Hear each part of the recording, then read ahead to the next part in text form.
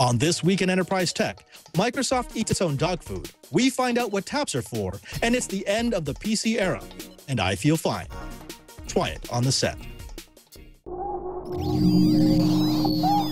Netcasts you love.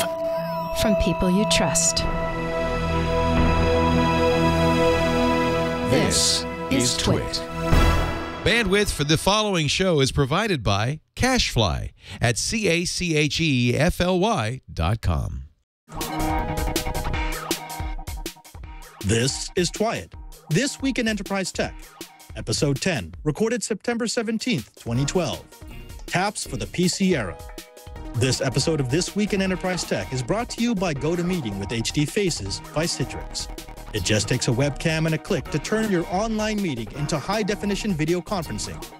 Meet with colleagues anywhere in the world, even from an iPad. Sign up for your 30-day free trial today. Visit GoToMeeting.com, click on the Try It Free button, and use promo code ENTERPRISE. And by MailRoute. MailRoute is email filtering in the cloud for companies of any size. If you're tired of little or no support from your email filtering service, then MailRoute is the answer. For 10% off the life of your account, visit mailroute.net, click the sign up button, and use the promo code ENTERPRISE.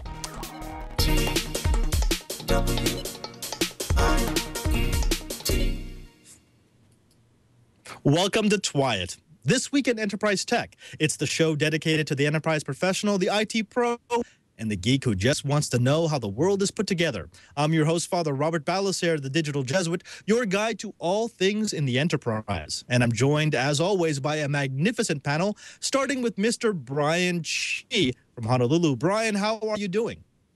I'm doing fine. My lab is finally starting to be put back together, and it sounds a little echoey in here because there's nothing in here right now. Which, having been in Honolulu and having been in Ankle, I know that that's odd because your office is normally a black hole of technology. It's just really, really dense. Now, as the evangelist for thin links, you're going to be a key part of our discussion today, but let's not get into that. Let's welcome our second host, Mr. Curtis Franklin from Enterprise Efficiency. Curtis, how are things on the left coast? Things are wonderful, Padre. We're in our autumnal phase here in Florida, so a high only around 89, staying busy after a couple of weeks over in the UK in August, and it's nice to be back with the TWiET crew.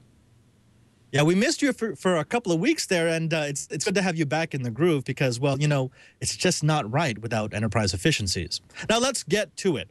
The first story, our Enterprise Bite, has to do with tablets, specifically with Microsoft tablets. Gilbert, have you heard about this story? Evidently, well, Forbes brought the story of how it seems like Steve Ballmer is going to give away 9,000 plus tablets to the blue tag employees. Gilbert? Well, I'll tell you, it's going to be a game changer in that having a device with you all the time means you can respond quicker. You can have the ability to go and do lookups, do research whenever the mood sets, comes up.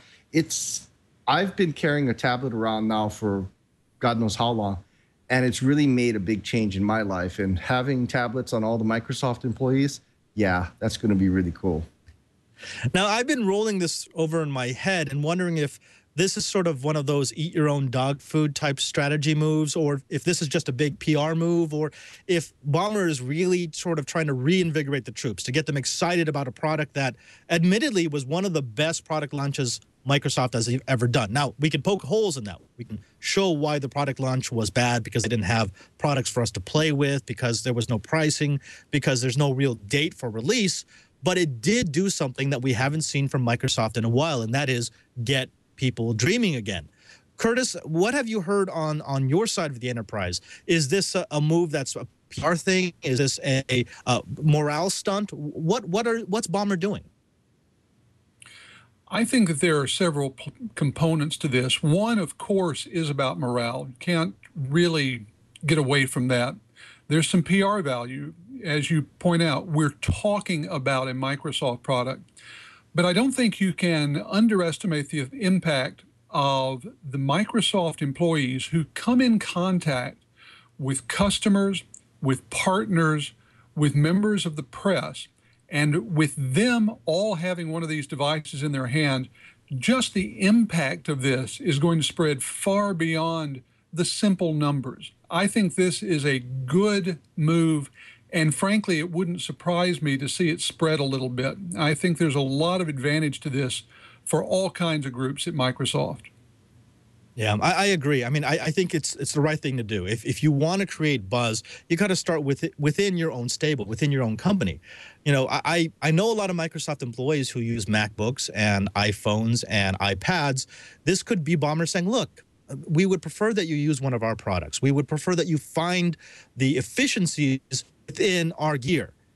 Now, you know, the sad thing is that I'd really like to have someone inside Microsoft who could give us the skinny on this, someone who could give us the real deal on tablets. It's too bad that we don't have anyone like that, you know, currently on the panel. You know, actually, I hate to butt in here, Padre, but I think we might have someone, a previous TWiET guest, actually, who can Skype in and kind of set the record straight if you're interested. Please, I mean, you're the TD here. Yeah, you're the super TD. Bring it in. Who is it? Let me see. This is going to be really hard to do. Oh, wait. I'll just push this button.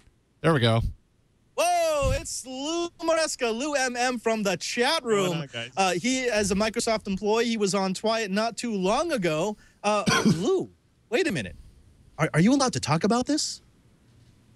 Well, you know, it's really kind of funny because when I was at the company meeting, I actually left early. I left about 10 minutes early, and I was on the bus and I was driving, and sure enough, I pop on Engadget, and the first story is on there that we're getting iPhone. I mean, sorry, we're not getting iPhones. We're getting Windows phones, and we're getting the Surface, and we're getting a Windows 8 PC. We're basically getting this all to be for free.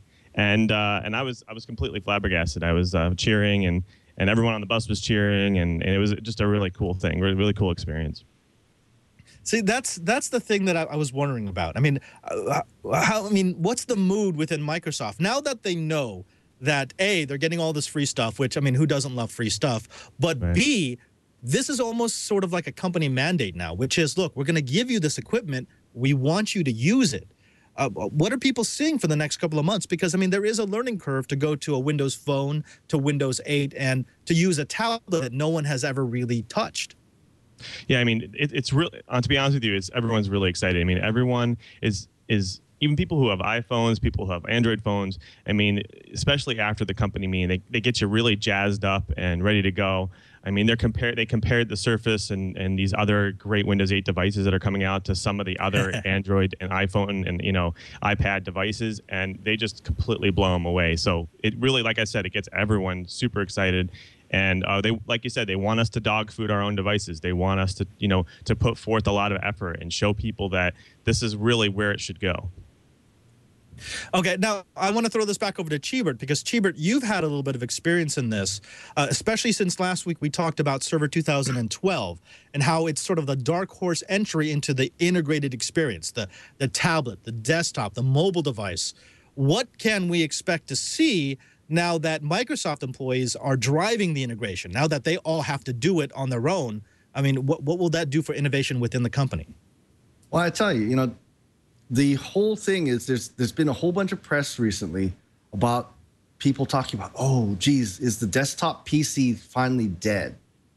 And while I know it's not going to disappear, there's an awful lot of credence to that we're starting to see more and more people using laptops as desktops. We're starting to see people carrying tablets around, and smartphones. Well, I can answer all my email. I can do my Facebook updates. I can do all kinds of things. I can even VPN back into my lab from my smartphone. Gee, do I really need a desktop anymore? And I think that's one of the things that a lot of the pundits are picking up on. And with thin clients, I think that's going to be one of the nails in the coffin. Server 2012 is going to be a radical change in how easy and how good the performance is. Thin clients are going to finally be as good as a desktop machine in, let's call it 95% of the cases. Now, what do you think about that, Curtis? We've got this new environment where everything is virtualized, where everything is going through the virtual environment, and we now have access to what was typically only desktop resources on our mobile devices, on our phones, on our tablets. What's this going to do for the enterprise side? Well, I think it makes a huge change for the enterprise. And let me give you an example based on some enterprise software. One of the events I go to pretty much every year is SAP's Sapphire conference. You really don't get any bigger enterprise than SAP. Now, back in 2011, when I went, there were a few people walking around with tablets, and a lot of those were the BlackBerry or the RIM playbooks. This year, when I went, everyone, it seemed like, was carrying around a tablet device, a real tablet. To be honest, most of them were iPads. But that is now seen as a legitimate enterprise platform for the user. We've been talking about the virtual desktop experience on there. I think that's critical. We also have the interface for applications. You know, SAP's business intelligence, their ERP stuff. You're getting a lot of those custom interfaces showing up on the tablet. The ability to get into an enterprise application, no matter where you are, no matter what else you might be doing, is critical, and it's a huge change for both the IT group with the enterprise and the enterprise itself. Okay, Lou, I want to throw it back to you for the final word on our Enterprise Bite, because, of course, you're our special visitor. With this move, with this this freebie to the employees of the tablet, of the phone, of the desktop PC, what is the statement Steve Ballmer is saying? You know, what is he making? What is he trying to let the world know about giving out these 90,000+ swag packages and saying, look, we're betting the farm on this integration? Yeah, I mean, the guy is just super passionate. I mean, you know, when he gets up there, he gets us super jazzed up. And you know, one thing that he does want to do is he basically saying, you know, when we did Windows 95, it was huge, but Windows 8, it's a game changer. And he wants us to all see that, and he wants us to all experience that. And so, no matter what our budget is personally, he wants us to kind of get in there. And you know, and like I said, after all the demos and all the things that we got to see, it was just a really amazing experience. And so we want us to get jazzed and dog food our own stuff. I agree. It is a game changer. And you know, Cheebert, you know what else a game changer is? Go ahead. Oh, well, it's GoToMeeting with HD Faces by Citrix. Now, there is nothing like a face-to-face conversation in business. If you need to get things done, if you need to convey a message, if you need your team to be on the same page, then you need to give people FaceTime. You need to listen, to hear their ideas, to stir the pot, to bring inspiration to life. But the question is, what happens when your day doesn't have enough time for 20 different meetings? What happens when your clients are in different locations around the world? What happens when your team doesn't have time to jump in a plane or drive across town? That's when you need GoToMeeting with HD Faces. Now, the powerful, simple way to meet and collaborate with your team online is also a sponsor of TWiET. GoToMeeting with HD Faces is the easiest way to share your screen with an interface that allows you to pass control from one participant to the next, all while listening to high-quality audio conferencing and watching HD video. I know of no other product with this many features, that is this easy to use, that is so compatible across platforms. In other words, it just works. Now, you need to try it now. You need to find out how you can use GoToMeeting to increase the efficiencies of your business. You can find out how easy it is to set up a meeting, how easy it is to meet with people in different locations. You can find out how wonderful it is to actually sit down with someone and not just listen, not just share your screens, not just share your ideas and emails and messaging, but to actually see their reactions, to see their face, to see their body language. That's what GoToMeeting with HD Faces is all about. Try GoToMeeting free for 30 days. Don't wait. For this special offer, visit gotomeeting.com, click on the Try It Free button, and use promo code ENTERPRISE. Be sure to use the promo code ENTERPRISE. GoToMeeting. Meeting is believing. And we thank Citrix for their support of This Week in Enterprise Tech. Now, we've got another Stuff My IT Guy Says, and this time it is I would say, a pretty basic network concept that can afford a bit more time. This is TAPS. TAPS everywhere, and not a drop on Linked. I'm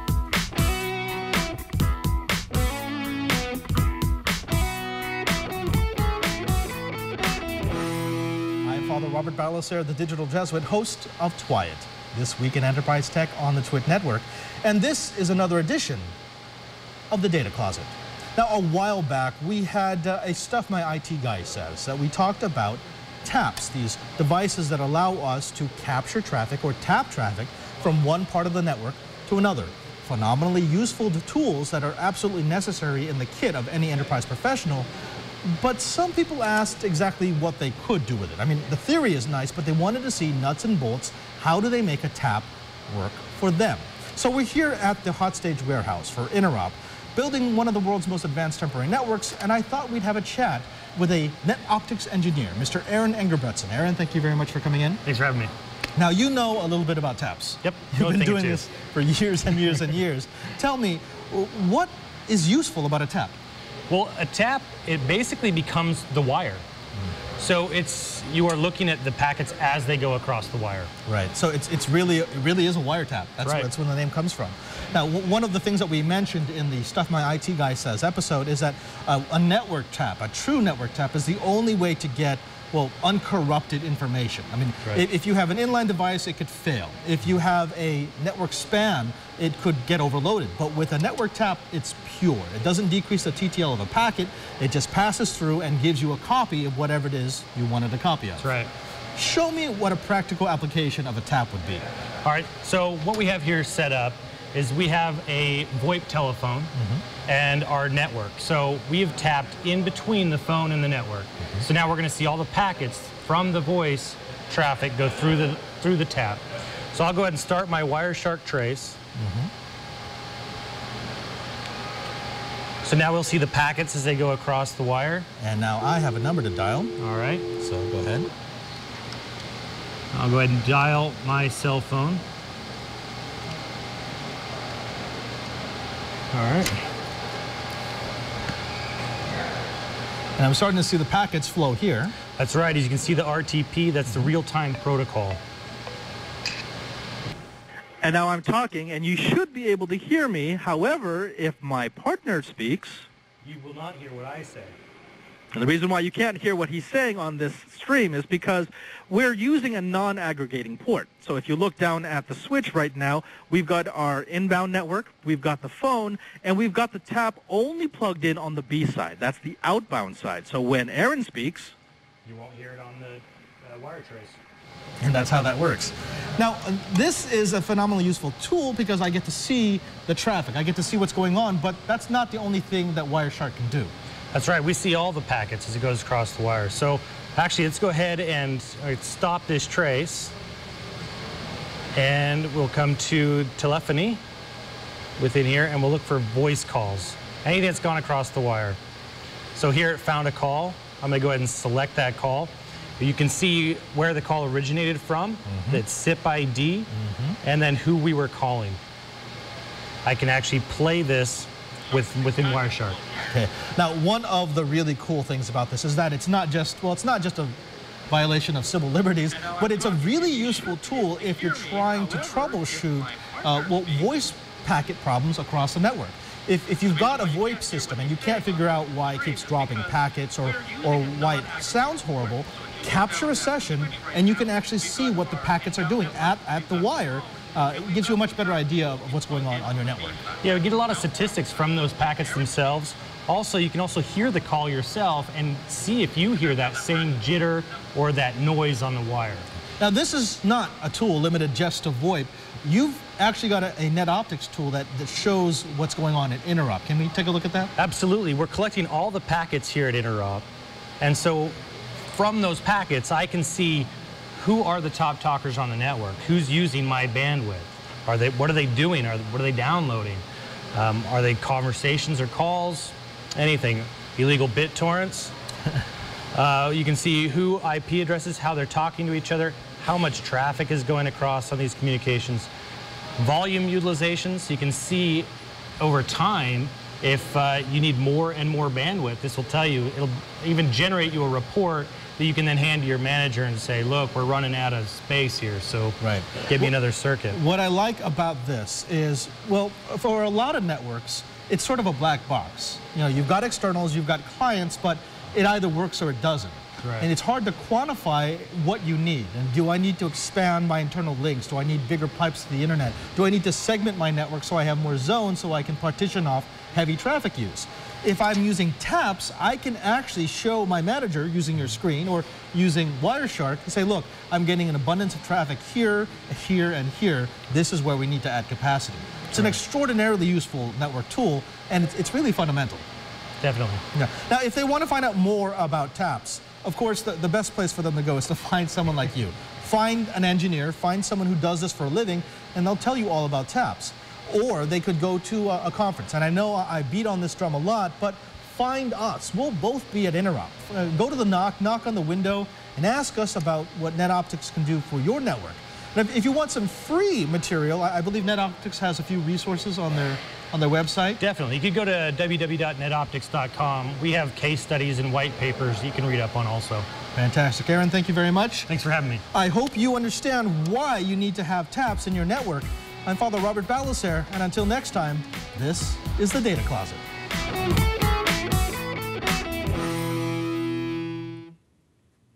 Now, Cheebert, we both have a lot of experience with taps, specifically the three different types of taps. You've got the inline tap, you've got the span tap, and then you've got the tap.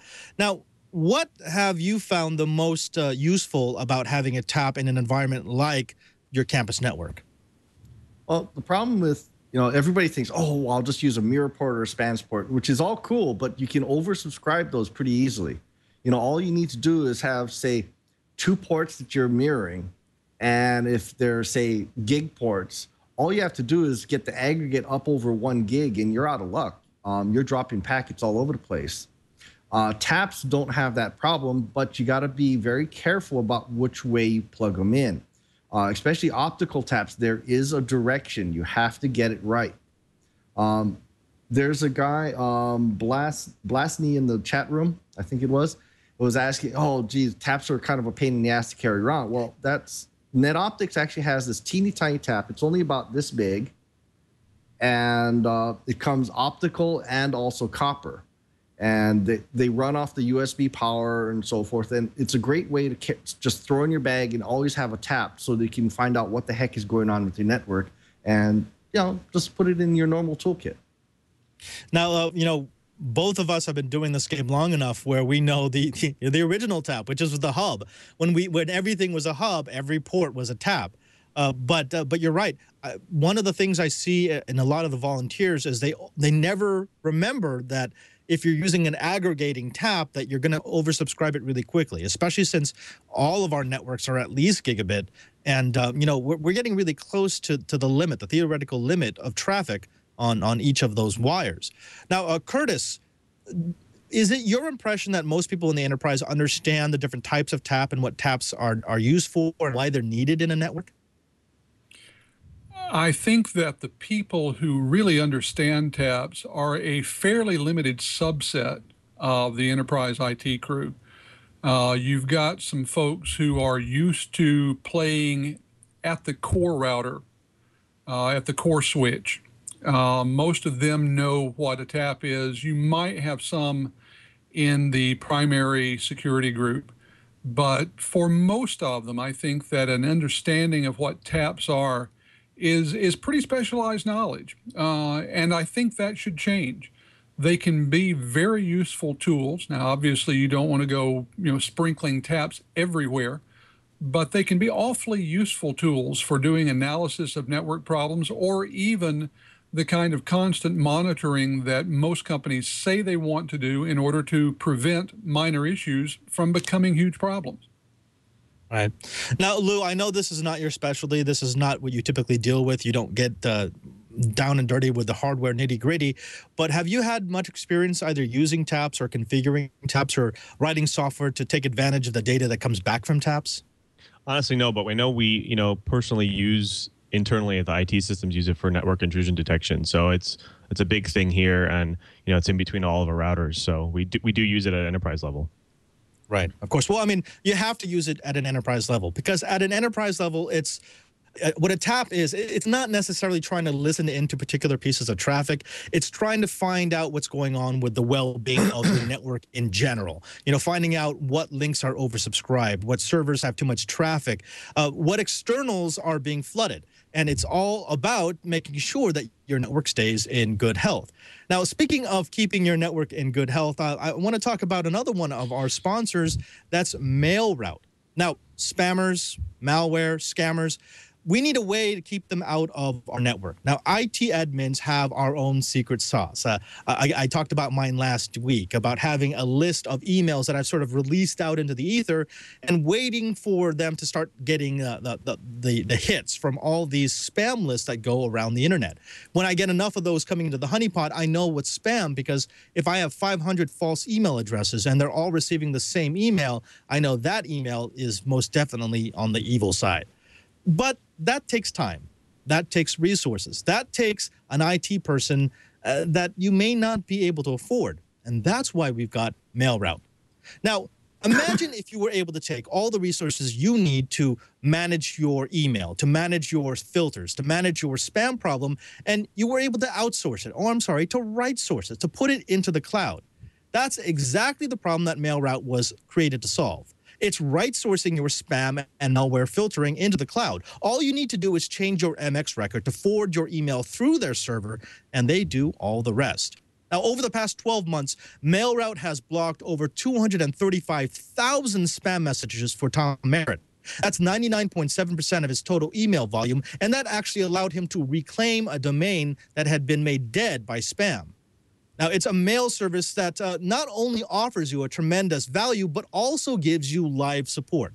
MailRoute offers live support Monday through Friday, 6 a.m. to 8 o'clock p.m. Pacific time.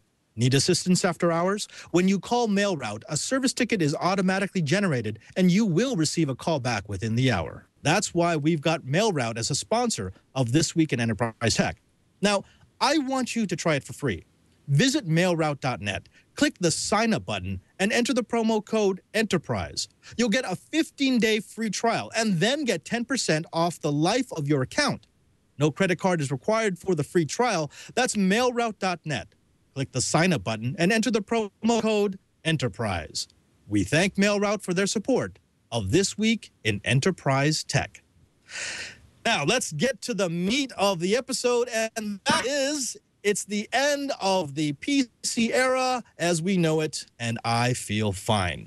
Cheebert, we hear this all the time. In fact, I think we get this drumbeat probably every 5 years or so, that the PC is dead, the PC era is over, X, Y, or Z is taking over, we're seeing a decline, blah, blah, blah, blah, blah. What makes it real now? Well, what really makes it real is we're starting to see trends.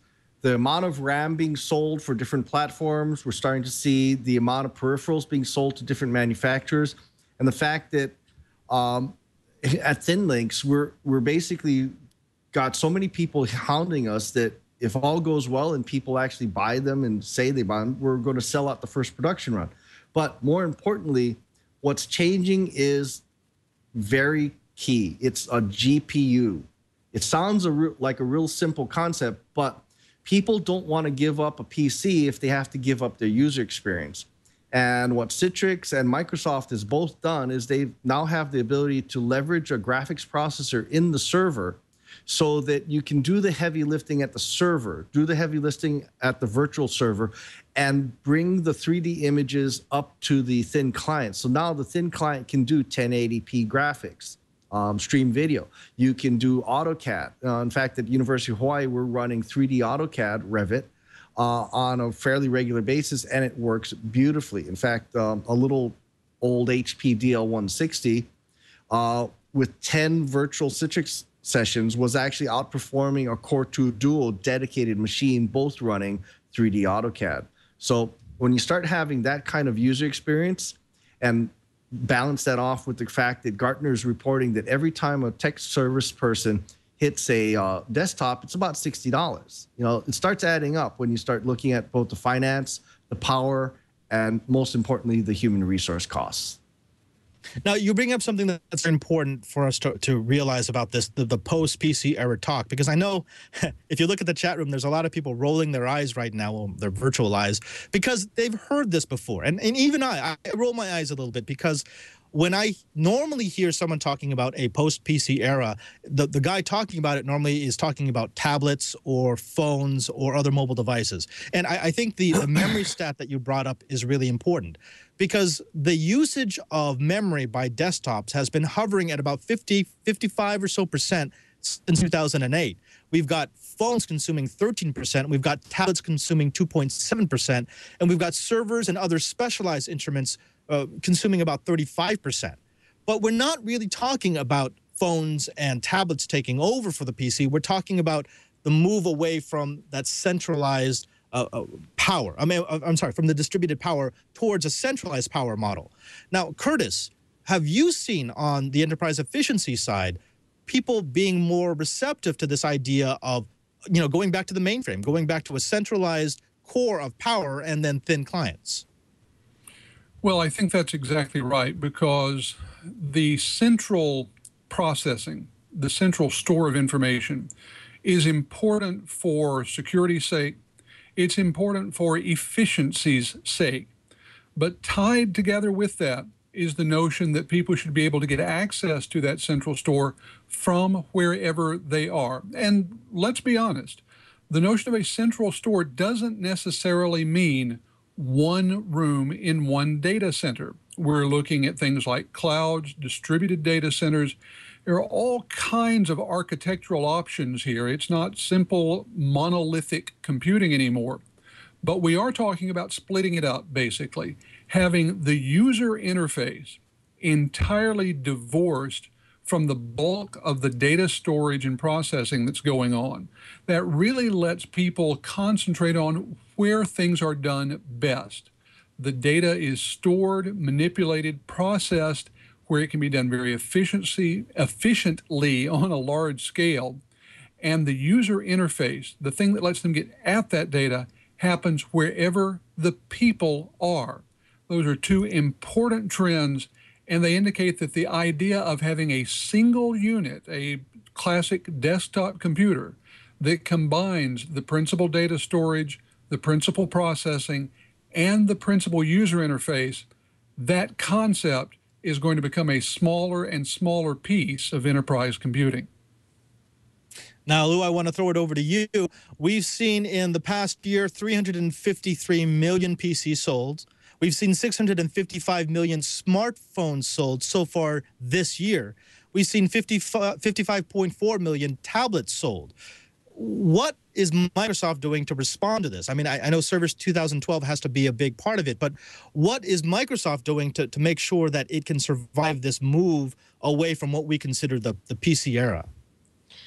Yeah, there's a huge shift. I mean, like everyone was saying, is basically distributed computing is really taking advantage of all the resources of a machine, while normal rich client only takes the advantage of just a small fraction of it. So Microsoft is really pushing, like I said, Server 2012, Hyper-V 2012, especially Windows Azure.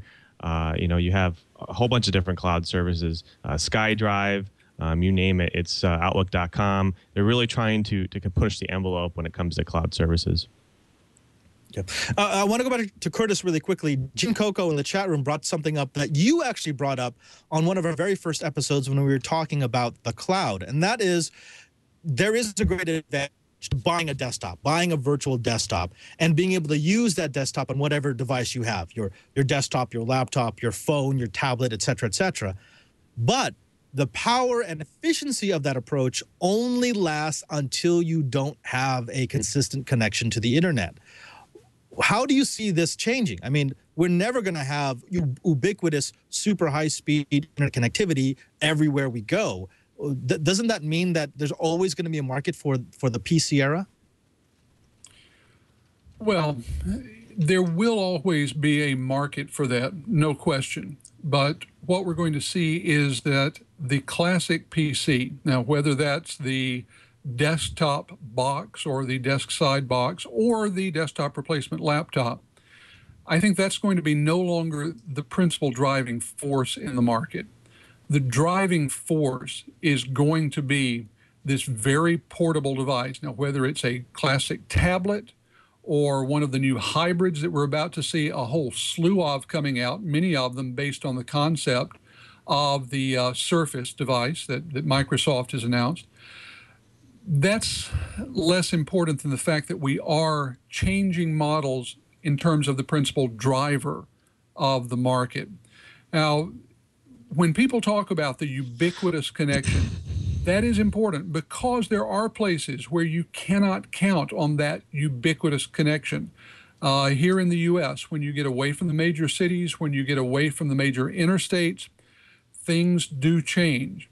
But for the vast majority of enterprise computer users, the quality and availability of a connection can be pretty well counted on. We put a floor on the quality of the connection.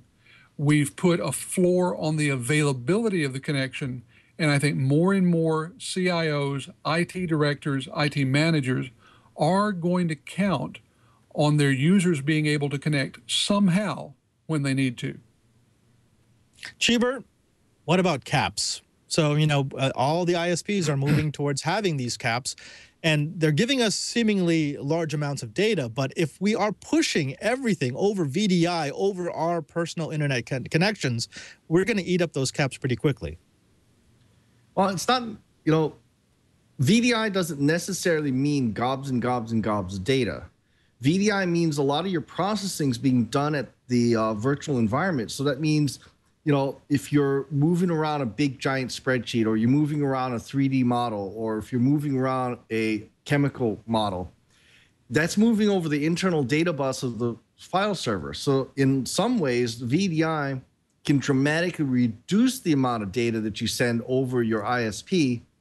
And you also got to keep in mind, a lot of the ISPs are looking at VDI, being able to say, well, I not only want my internet service from you, I want to also buy a thin client. I want to buy a managed desktop, and I need Microsoft Office. I need this, I need that, and so forth. And I need it for 7 months, and then I want to walk away. That's going to be a pretty big game changer too. Managed desktops can dramatically reduce the overall cost to a small corporation to be able to get into the cloud cheaper. Right, exactly. Now, I want to go into some of the more specifics of this post-PC era. And again, we all know that the post-PC era title, that's link bait. We know that it's not going to get rid of the PC. There's always going to be a use case for having the processing power with you, for having your data with you, for having everything within a convenient package. But we're, again, as Cheebert mentioned, we're talking trends here. And in trends, we're seeing especially a big trend in BYOD, whether that be the phone or the tablet or the thin client box.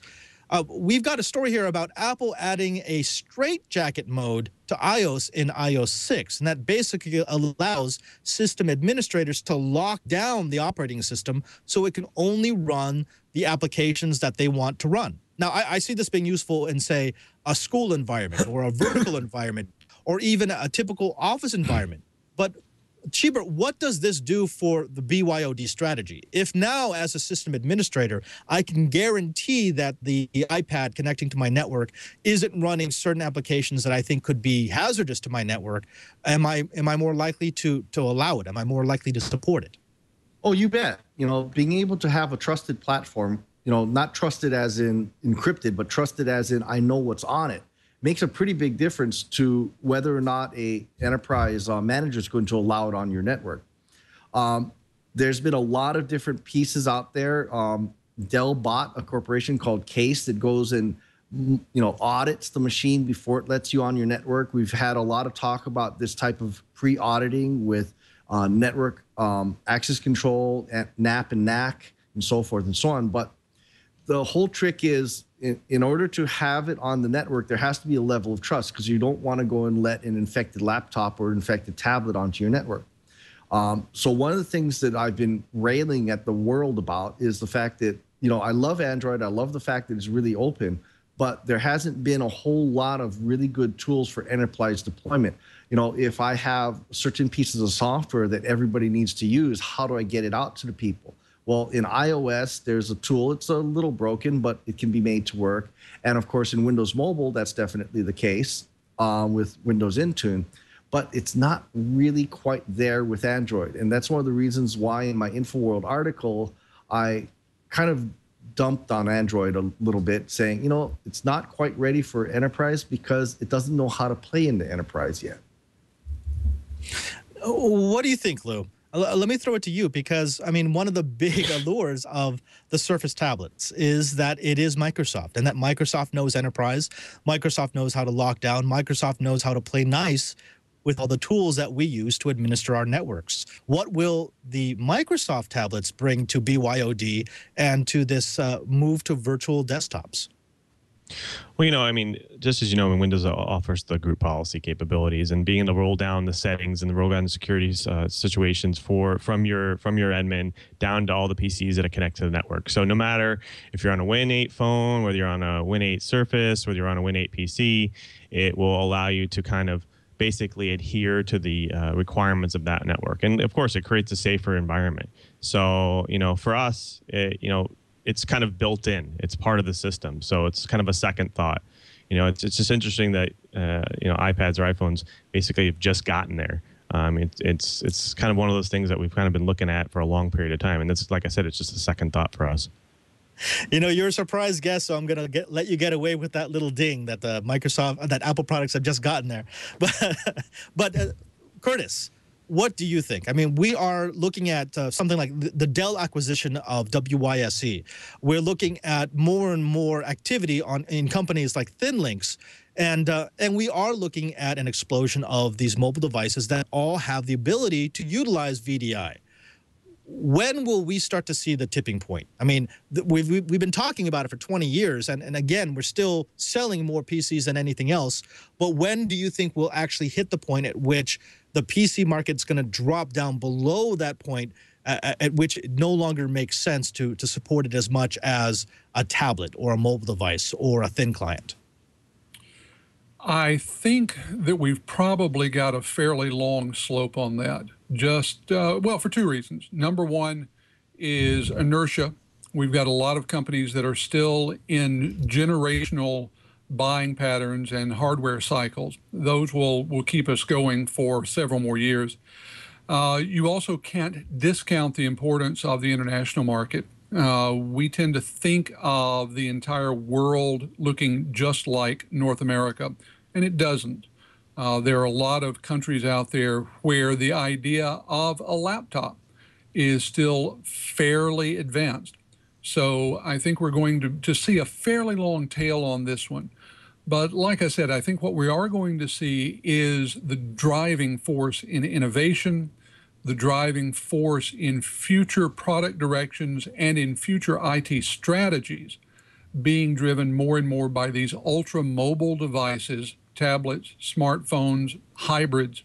And a lot of that is going to carry with it the whole VDI concept. So the neat thing is that the VDI that we've been talking about for 20 years, as you said, I can remember when it was just thin computing or thin clients, that is finally being brought past a tipping point. So what I think we will see are more and more virtual desktops deployed on laptop and desktop computers as a standard way of reaching back into a central common enterprise experience, whether that's happening on desktop, laptop, tablet, or smartphone. I really, really like that, and I want to throw that back to Cheebert because, we are going to see this hybrid approach. We're going to see thick clients, laptops and desktops using thin clients to leverage VDI resources. But when do we start to see IT deployment affected by VDI? When do we start to see a lot of the strategy that enterprises put into allocating resources trend more towards giving VDI users the support that they need to make it work properly? In other words, the end of the PC era is not going to come from the consumer side. It's going to come from the enterprise side. When and how and what will it do for us as IT admins and enterprise users? Well, it's already here. Finance and healthcare are the two bleeding edge people. They have wanted thin clients forever and ever because they have such strict regulations on them. You know, if a patient record wanders out the door, a hospital or a clinic is in big trouble. If a person's trading history walks out the door, the finance company is in massive trouble. Thin clients give you more control because there's no storage on them. Through group policy, you can go and shut down. You can still have your USB headset, your USB printers, your USB scanners, but you can, through group policy, turn off USB storage so that you can lock it down and make it less likely that your intellectual property or private property runs out the door. So we're already starting to see it. Now, one of the things that I can't talk about yet, but is on the way, is look for someday being able to go buy yourself a big screen monitor, say an enterprise grade monitor for a conference room or something, and have a thin client built in. Stay tuned. I'll be able to lift that NDA someday soon. I want to go one more time around the horn because we're running out of time here. Curtis, when we talk about the end of the PC era, is it an evolution, is it a revolution, or is it just a tagline? Somewhere between evolution and tagline. There's a sense to which we're seeing the evolution that started when the first mini computer was developed. It got us out of the pilgrimage that had to be made to the room where the punch card readers were. We've seen things getting more personal, more portable ever since. This just continues that. And frankly, what we're seeing now is not the end game. I think that 20 years from now, we'll be stunned that people had to carry around things that were as bulky and obtrusive as iPads and tablet computers. Cheebert, revolution, evolution, tagline. Definitely evolution. Everybody's talking about, gee, it feels like a mainframe. Yes, it does. And the reason why mainframes are so successful is because they were actually very efficient at doing what they did. But the PC revolution, everybody wanted more control over their data, more control over what they did with their data. I see thin clients as the perfect harmony between the two. There's going to be some sort of change in the future, but for now, I see thin clients as an evolution that's going to really revolutionize the enterprise. Last word goes to Lou. Lou MM. Is it an evolution, a revolution, a tagline, and will Bomber do the monkey boy dance again? Well, that's a guarantee. But I definitely think it's an evolution by revolution, actually. Drive the cost down, branch out connectivity, bring everybody together. That's kind of basically the trend, and that's where everything's really going, I think. All right. Thank you. I want to thank our distinguished panel and especially our surprise guest, Lou Maresca. You've all been fantastic. You've all sat here and given us the best of the best about the end of the PC era, or is it? And I also want to thank you. That's right. You, the listener or the viewer, for downloading, for streaming, and for watching TWiET live. Now, if you could, I would really appreciate it if you could subscribe to TWiET if you're not already a subscriber. If you go to our webpage at twit.tv/TWiET, you'll be able to find all the different ways you can get our show automatically. That's the audio version if you want to listen to us in the car. That's the low-definition version if you want to watch us on your mobile device. And the high-definition version if you want to watch us with a loved one curled up on the couch on a cold winter's night. Okay, maybe not that, but definitely enough to geek out over. Also, I want you to follow me on Twitter at PadreSJ. If you follow me, you'll be able to find out what's coming next on This Week in Enterprise Tech. You'll be able to vote on future segments, This Stuff My IT Guy Says, or The Data Closet, and you'll be able to keep abreast of the goodness and the enterprise geekness that goes on in Padre's world. Also, if you are watching this on a download, why not try the live version? It's twice as good for half the price. That's right. Every Monday at noon, you can log in live.twit.tv and log into the chat room at irc.twit.tv and find out what we're doing in real time. It's a great way to meet the chat room, to meet the brilliant folks behind TWiT, to meet the people who make this a temporary community of geekitude. That's just a good thing. Now, I want to go around the horn. Curtis, what should we know about enterprise efficiency? What should we know about you now that you've returned to the TWiET fold?